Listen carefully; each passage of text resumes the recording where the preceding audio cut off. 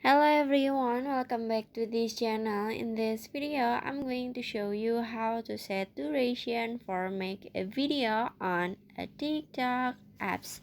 Now let's get started. First open your TikTok apps, and after this in here you can set the time for make a video. So you just click on the plus icon at the bottom, click on it, and after this in here you just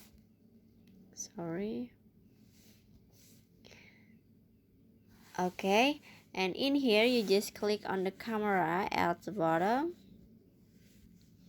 and now in here you can set the duration. You can set 15 second or 16 second or maybe 3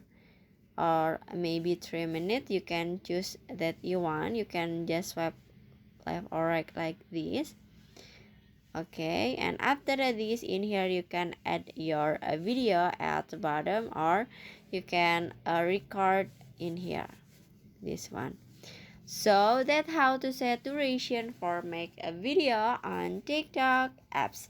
I hope you found this video to be helpful. If you enjoy with the content, please consider like, comment, and subscribe down below. Bye bye.